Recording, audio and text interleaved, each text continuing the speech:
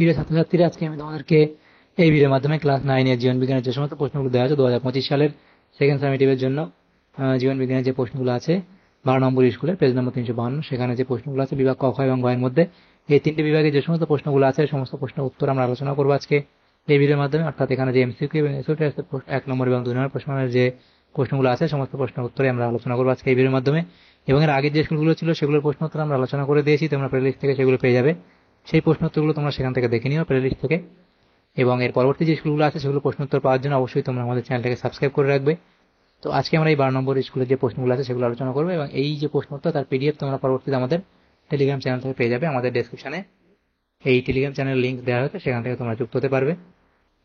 তাহলে এখানে দেখো 12 নম্বর স্কুলের যে প্রশ্নগুলো দেওয়া হয়েছে, এখানে আমাদের কি বলা হয়েছে, প্রথমে বিভাগ ক এর যে প্রশ্নগুলো দেওয়া হয়েছে সেখানে আমাদের এমসিকিউ টাইপ প্রশ্ন আছে। বিভাগ ক এর মধ্যে 5টা প্রশ্ন আছে, এমসিকিউ টাইপ 5 নম্বর এই 12 নম্বর স্কুলে। তো একের দাগে বলা হয়েছে সঠিক উত্তরটি নির্বাচন করে লেখো। একের দাগে একের প্রশ্ন কি বলা হয়েছে, প্রথম রঞ্জকতন্ত্র বা PS1 এর বিক্রিয়া কেন্দ্রে উপস্থিত ক্লোরোফিল অণুটি হলো, সেটা হবে অপশন বি। এরপরের প্রশ্ন অ্যালার্জি প্রতিরোধে অংশ নেয়, তাহলে অ্যালার্জি প্রতিরোধে অংশ নেয় কে, সেটা হবে ইওসিনোফিল, অপশন সি। এরপরে আছে NA এবং K পাম্পের প্রয়োজন হয় সক্রিয় শোষণে, অপশন সি। NA কে পাম্পের প্রয়োজন হয় কি সক্রিয় শোষণে। তারপরে প্রশ্ন 4 থেকে বলা আছে আমাদের ক্যানাইন দাঁতের মোট সংখ্যা হলো, সেটা হবে 8টি। যাদের রক্তরসে বিটা অ্যান্টিবডি থাকে এবং আরবিসি এর গাত্রে আলফা অ্যান্টিজেন থাকে তাদের রক্ত কোন শ্রেণীভুক্ত হবে, সেটা হবে তাদের রক্ত হবে গ্রুপ শ্রেণীভুক্ত এ শ্রেণীভুক্ত হবে। তাহলে এগুলো হলো। এরপরে দেখো আমাদের বিভাগ কয়ের যে প্রশ্নগুলো ছিল সেগুলো আমাদের এখানে হয়ে গেল। এরপরে তাহলে এমসিকিউ টাইপগুলো হলো। এরপরে দেখো আমাদের যেটা বলা আছে বিভাগ খ, তাহলে বিভাগ খ এর মধ্যে যে প্রশ্নগুলো আছে দেখো সেটা আমাদের 10টা প্রশ্ন আছে, 1 নম্বর করে 10 নম্বর দেওয়া হয়েছে বিভাগ খ এর মধ্যে। 2 এর দাগে বলা আছে নিম্নলিখিত প্রশ্নগুলির নির্দেশ মতো উত্তর দাও। 2 এর দাগের এ একটি বাক্যে উত্তর দাও যে কোনো দুইটি। তাহলে এর দাগে এর একের দাগের প্রশ্ন বলা হয়েছে সালোক সংশ্লেষে উৎপন্ন প্রথম স্থায়ী যৌগটির নাম কি, তাহলে সালোক সংশ্লেষে উৎপন্ন প্রথম স্থায়ী যৌগটি হলো PGA। দ্বিতীয় প্রশ্ন ত্রিপত্র কপাটিকা বা ট্রাইকাসপিড ভালভ কোথায় অবস্থিত, সেটা হবে ডান অলিন্দ ও ডান নিলয়ের মাঝে। তাহলে এখানে লিখে দিই ডান অলিন্দ ও ডান নিলয়ের মাঝে। তৃতীয় প্রশ্ন বলা হয়েছে টায়ালিন উৎসেচকটি কোন জাতীয় খাদ্য পরিপাকে সাহায্য করে, তাহলে সেটা হবে তোমাদের শ্বেতসার।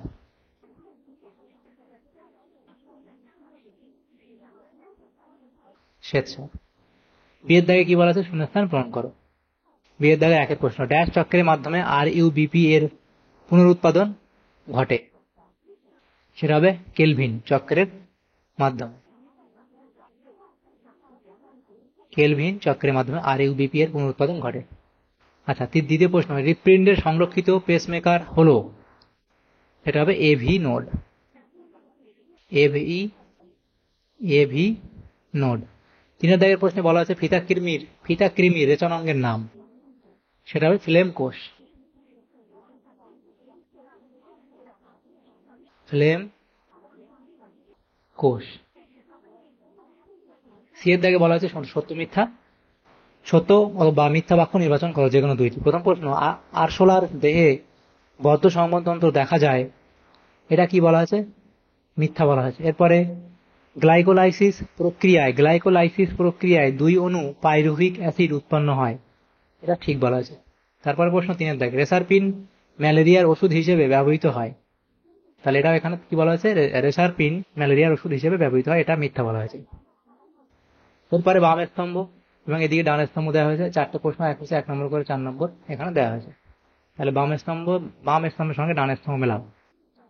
তো এখানে দেখো যেটা বলা হয়েছে সেটা হচ্ছে অর্নিথিন চক্র আমাদের মিলবে কার সাথে, ডি অর্থাৎ রেচন। অর্নিথিন চক্র মিলবে ডি এর সাথে রেচন। এরপরে 2 আছে কি লাইকেন, সেটা তো আমাদের মিলবে মৃতজীবী সি এর সাথে। তারপর রক্ষী কোষ, সেটা হবে বাষ্পমোচন এর সাথে মিলবে। তারপরে 4 ক্রেবস চক্র, সেটা হবে বি, শ্বসনের সাথে মিলবে। এরপরে যেটা আছে বিভাগ গ। তাহলে বিভাগ গতে যে প্রশ্নগুলো এখানে দেওয়া হচ্ছে দেখো, সেগুলো কি 5টা প্রশ্ন উত্তর করতে হবে, 2 নম্বর করে দেওয়া আছে, 10 নম্বর এই বিভাগ থেকে দেওয়া আছে। 3-এর দাগে বলা আছে সংক্ষিপ্ত উত্তর দাও যে কোনো 5টি প্রশ্ন। এখানে যে প্রশ্নগুলো আছে সেগুলো আমরা নেক্সট পেজে আলোচনা করবো। দেখো, তো প্রথম প্রশ্ন ছিল ফটোলাইসিস কি। তাহলে ফটোলাইসিস হলো সূর্যালোকের উপস্থিতিতে জলের অণু ভাঙনের প্রক্রিয়া। এই প্রক্রিয়ায় জল ভেঙে অক্সিজেন, প্রোটন এবং ইলেকট্রন উৎপন্ন হয়। এটি সালোক সংশ্লেষের আলো নির্ভর পর্যায়ে ঘটে। সমীকরণ তোমরা দেবে। দ্বিতীয় প্রশ্ন, শ্বসনের সমীকরণটি লেখো। তাহলে শ্বসনের সমীকরণ কি C6H12O6 প্লাস 6O2, সেখান থেকে C6CO2 plus 6H2O plus energy উৎপন্ন হয়। তা অর্থাৎ এভাবে বাংলায় এভাবে তোমরা বলতে পারো যে গ্লুকোজ প্লাস অক্সিজেন এর থেকে কি হয়, কার্বন ডাইঅক্সাইড, জল এবং শক্তি তৈরি হয়। তাহলে শ্বসনের এটা সমীকরণ। এই সমীকরণটা তোমরা লিখবে। এরপরে যে প্রশ্ন আছে কি, 3-এর দাগের প্রশ্ন, বলা আছে কি হলজৈবিক পুষ্টির পর্যায়গুলির নাম লেখো। তাহলে হলজৈবিক পুষ্টির যে পর্যায়গুলো আছে সেগুলো তোমাদের লিখতে হবে। তাহলে সেগুলো তোমরা লিখবে। 4 বলা আছে মৃতজীবী পুষ্টি বলতে কি বোঝো। যখন দুটি ভিন্ন জীব একসঙ্গে বাস করে এবং উভয়েই উপকৃত হয় তখন তাদের সম্পর্ককে মৃতজীবিতা বলা হয়। এই পদ্ধতির মাধ্যমে পুষ্টি গ্রহণ করলে তাকে মৃতজীবীয় পুষ্টি বলা হয়। উদাহরণ রাইজোবিয়াম ব্যাকটেরিয়া ও ডাল জাতীয় গাছের সম্পর্ক। ব্যাকটেরিয়া নাইট্রোজেন স্থির করে, গাছ কার্বোহাইড্রেট দেয়। 5-এ কি বলা আছে, গ্লাইকোলাইসিসকে ইএমপি পথ বলে কেন।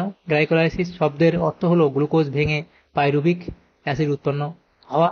তাহলে এই পথটি আবিষ্কার করেন 3 জন বিজ্ঞানী। এটা 3 জন বিজ্ঞানীর নাম লেখা আছে, তাদের নাম অনুসারে গ্লাইকোলাইসিসকে বলা হয়।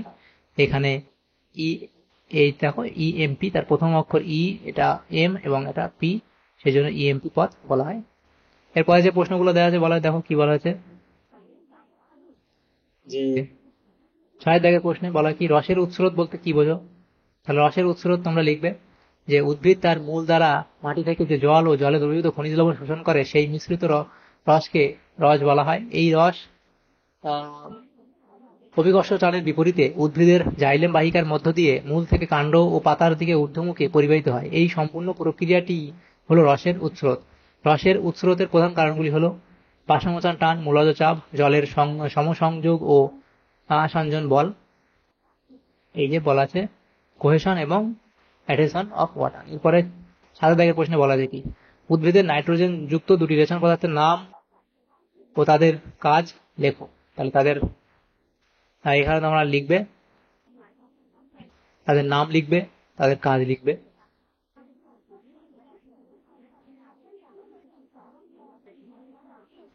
উদাহরণ তোমরা দেবে, দেওয়া আছে দেখো। এরপরে যে প্রশ্ন যেগুলো দেওয়া হচ্ছে কি, আচ্ছা আমাদের তাহলে এখানে এই সমস্ত প্রশ্নগুলো ছিল, বিভাগ গতে এই প্রশ্নগুলো ছিল। তাহলে দেখো আমাদের এখানে ক্লাস 9-এর যে প্রশ্নগুলো ছিল, ক্লাস 9-এর জীবন বিজ্ঞানের যে প্রশ্নগুলো ছিল 12 নম্বর স্কুলে, তো বিভাগ ক, খ এবং গ এর মধ্যে বিভাগ ক, খ এবং গ অর্থাৎ এমসিকিউ মেথড টেস্টের প্রশ্ন 1 নম্বর 2 নম্বর যে প্রশ্নগুলো ছিল সমস্ত প্রশ্ন উত্তর আমরা আলোচনা করলাম আজকে এই ভিডিওর মাধ্যমে। 12 নম্বর স্কুলে ক্লাস 9-এর। তোমাদের যদি সামান্যতম উপকারিত থাকে এই ভিডিওটা, অবশ্যই একটা লাইক করবে আর বেশি বেশি করে তোমরা বন্ধুদের সাথে শেয়ার করবে।